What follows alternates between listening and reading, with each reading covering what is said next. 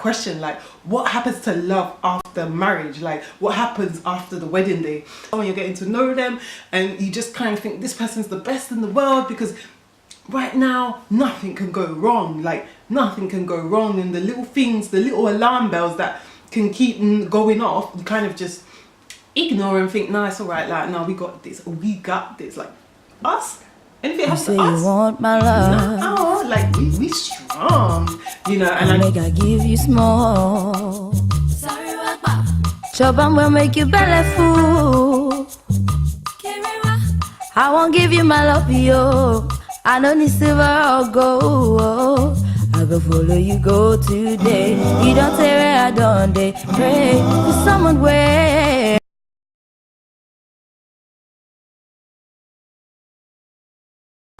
hi guys, and welcome to the Wedex Book Club. This is Tyra from Wedex TV. Welcome back and thanks for watching. So today I am going to share with you the 3 things I've learned so far, or let me just put that I am enjoying about this book so far. The 5 love languages. I hope you've all managed to pick up your copy and get to read it and have got started. So yeah, let me just delve right in. So my first thing I am learning, learning, liking, loving, is just about the analogy of keeping the love tank full, and just putting in a way something so big, I believe, in such a more understandable way, and it making sense, because I feel like sometimes we do all have an emptiness, or it's normal for us to desire to be loved, and we do at a point maybe get empty, and you might indulge in things thinking that's going to help you fill it up. You might want someone to do this, helping you think that's going to fill it up. You know, some people, they just think maybe, oh, if I sleep with this guy or that guy or this guy, that's going to help fill it up. Or if I you know, just fly the country or whatever, something in us is just there that we want filled up, you know, and it's, you know, we know it's love that we want to fill it up. So it's just a very interesting analogy, and I just thought, yeah, that's like so real, so tight. And yeah, then putting it in terms of a relationship, like, yeah, my husband has a love tank that needs to be filled, and I have one as well, and it kind of explains some of those feelings that I might get, where I kind of sometimes feel like, oh, like, I don't know, maybe a sense of frustration, because I'm thinking, this is what I want. Like, it's not like, maybe, you know, you can just maybe feel a bit distant from your partner at a point, and you're thinking like, I don't know why or what is it, but you just kind of feel distant, and that might be literally because your love tank is running a bit low or something like that. So yeah, I just found that analogy really interesting. The second thing that I'm loving learning about this book is about the fact that we all speak different love languages. I know how many things I do and I think are great and wonderful that my husband should love, and he kind of just doesn't. And it now makes sense, like, we ain't speaking the same language. Like, no, I know clearly, like, me and my husband, we don't have the same love language. Like, I know that. Like, I definitely just know that.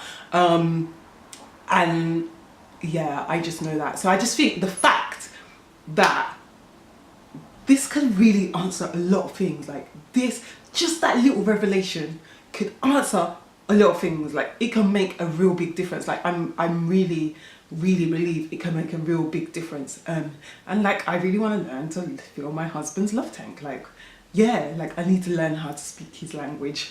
And then the third and final thing is the stages of love. I just think that what he's written about, how he's written about it, like the in love stage, and likening it onto obsession, and why I believe it's like such a fragile point of a relationship. And I'm always like, my younger people, even my friends, my family, anyone, I'm like, bring that person so someone sober can make a judgment as well, because I think it's important, and I think it's true. Like, when you're getting attached to someone, you're getting to know them, and you just kind of think this person's the best in the world because right now nothing can go wrong. Like, nothing can go wrong, and the little things, the little alarm bells that can keep going off, you kind of just ignore and think, nah, it's all right, like, no, we got this, like, us.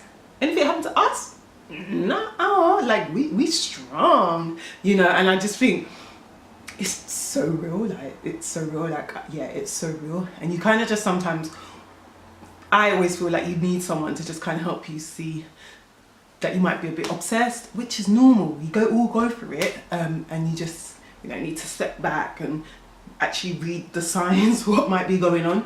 And understandably, a lot of people, they don't get over it. They get married at the peak of it, as he describes, and then they get into marriage, and this is probably where that negative talk about marriage comes into play. Like the book even begins with that question, like what happens to love after marriage? Like what happens after the wedding day? And you hear a lot of people talking about it, like after the wedding day, oh, you're gonna see, oh, it's gonna be like this, oh, you're just gonna see something, your eyes are gonna be open, you know. And it used to really get on my nerves, because I just thought, like, why is it sound so negative? Like it doesn't even make me feel like I want to get married. It just sounds so negative. But at the same time, I can understand now, especially that I'm in it, I can understand what they mean. And it's just kind of like your understanding of things, or if you were in that in love stage, you now come off and you notice some of the alarm bells that were ringing that you totally ignored before. And that's just quite understandable. But what makes that big difference is how you're gonna handle it. And so I don't think it has to be negative, because we are here to learn. We're here to invest in our relationships and make it work. And if people are in a place where it is already negative, it's like, this is your chance to say, you know what, I'm going to invest and I'm going to make things change, because I'm just quite confident that this actually will work. Like I am actually quite confident that this will actually make sense. So I'm just loving that stage. I'm just loving that whole talk about the different stages of relationships. And I think it's, yeah, I just think it's so real, and I think we can all learn from it and actually just assess and be ready. Like, let's be ready, because it's true. Like for some people, they might think, you know, or yeah, things change. Like things just change as you're growing together. Things change. So you just want to make sure everyone feels the love. Like I'm sure there's some people that can really relate to this, where they've been in a relationship and it's like something's just changed and you're just not so together. You kind of feel distant from one another, or you don't feel loved, you know, because he's not paying you attention, or he's not doing this, or she's not doing that, you know, and you just feel like, yeah, like you're not feeling loved, or whatever. And I just feel like this is something for us to look at, and a reminder that I think being in a relationship in general, being in a relationship takes effort, it takes work. It's not just something that happens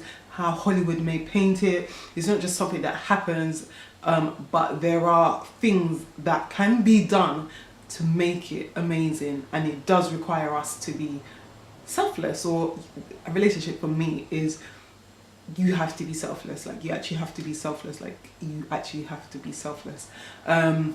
So yeah, so I'm just really loving and learning reading this book so far. So what I want to do to set the challenge for the next week is for us to read all 5 love languages, and the final chapter and the 6th chapter of, sorry, I'm saying the 6th chapter, but basically, so you've got the 5 love languages, which starts from chapter 4, and then that will take us up to chapter 8 if we read all 5.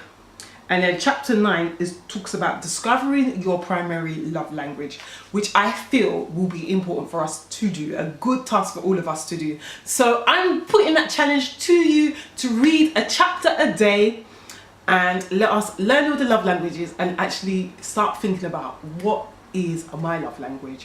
What is mine? Like, I think that is so important for us to understand. And if you can, start thinking about what your spouse's one is also.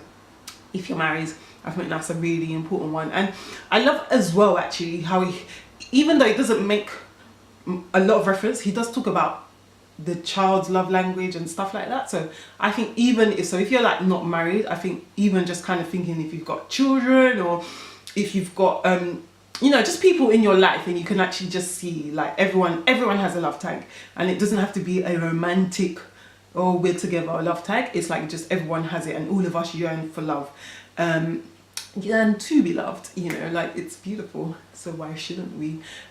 So yeah, so that's my challenge. Read chapters 4 to 9. But next time we meet, which will be in about a week, I hope to have the video up. And I will be sharing with you my love language, and I'm hoping you'll be sharing yours. And we can then start thinking about how we are going to start executing it as well. So we can just get a lot in this month of love. Like, let's really pull this book apart more than normal and see how we can practically implement this into our lives. So I would just like to say a big thank you for watching. If you haven't already, make sure you click subscribe, like this and share it. Even if it's not for you, share it to someone else that you know needs to learn about relationships or just needs to invest in their relationship. Like, that would be so awesome. And if you haven't, do join the Facebook page. I will leave all the details below with the Amazon link to buy the book. If you're just watching us for the first time and would love to get on board, I will leave a link to the Amazon so where you can pick up a copy of the book as well. So exciting. I'm excited to get through this book and see what I can learn in the month of love, February, and fill my husband's love tank. Yes, I really want to feel like that's my February challenge now. Like, after reading that, that's my February challenge that I'm going to set. And yes, so yeah, I hope you enjoyed watching this. Thanks again, take care. Bye.